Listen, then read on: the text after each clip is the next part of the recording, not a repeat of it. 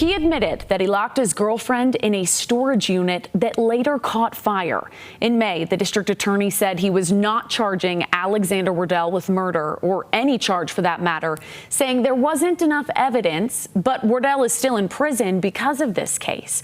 In tonight's Justice Files, ABC4's Courtney Johns explains why and what is next in the case. Wardell's in prison because his arrest in this case was a violation of his probation, which is tied to when he attacked his ex-girlfriend back in 2018. But now he could be released, with the Utah Board of Pardons and Parole scheduling a hearing for him in July of next year. Now, we tracked down his ex, who is still afraid of him all these years later, who tells us she actually called police weeks before that incident, and it only made things worse. I understand you're trying to get out of here, but you're not free to go at this point. Before Morgan K. Harris's body was found burned in a storage unit. What are the charges? And just weeks before police arrested him in 2018. Felony warrant for aggravated assault. What? Yeah, for what? A woman called Salt Lake City police saying her ex, Alexander Wardell, stole art supplies from her apartment. Yeah, I'm fine. Why the hell would I go back to there? Why the hell would I take her? Like, for real, I don't want anything to do with this woman. While the officers are there, she finds some of the supplies. He said he didn't take it, period. Unless somebody out here saw, I don't have any proof that he did it. You may want to get a hold of management and see if you can get some type of protective gear, some gloves and a ladder, and you can go in there. Obviously, it's not the most sanitary place to be.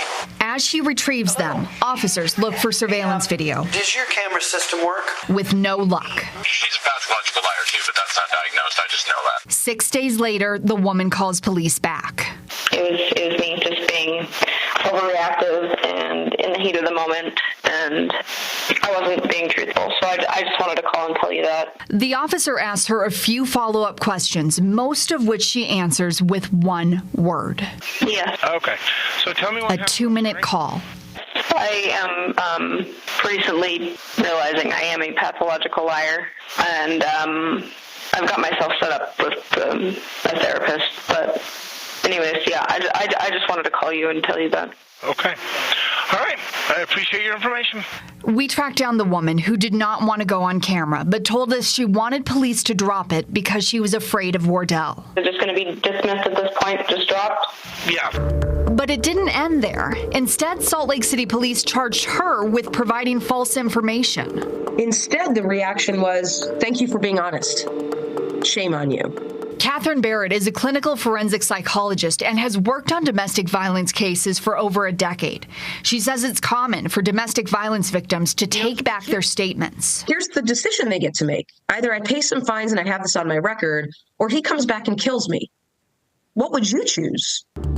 Barrett says officers need better education and resources to address the complexities of domestic violence so they can get to the truth of what happened. Salt Lake City police said no to our request for an interview and would not answer any of the questions we emailed regarding this case, instead releasing a statement saying in part the department takes a collaborative, community-focused approach when responding to cases of domestic violence. Let me look over and see. While this case may have started with art supplies, Barrett says it's clear this call is about so much more than strings and beads. Either you're negligent or you don't care, or both, or you don't have enough training. I'm not really sure which one's worse. 11 days after police charged the victim with providing false information, Wardell broke down her door and choked her. A month later, he stabbed her. Wardell was convicted on aggravated assault and criminal mischief charges for attacking his ex. As for that false report charge, she did have to go to court, but after meeting with the prosecutor and explaining what happened, they dropped the charge. Now, we have done extensive coverage on Wardell, including how he has gotten countless chances despite probation officers asking the judge and prosecutors to send him back to prison. And you can read more about that by going to our website, ABC4.com. For the Justice Files, I'm Courtney Johns.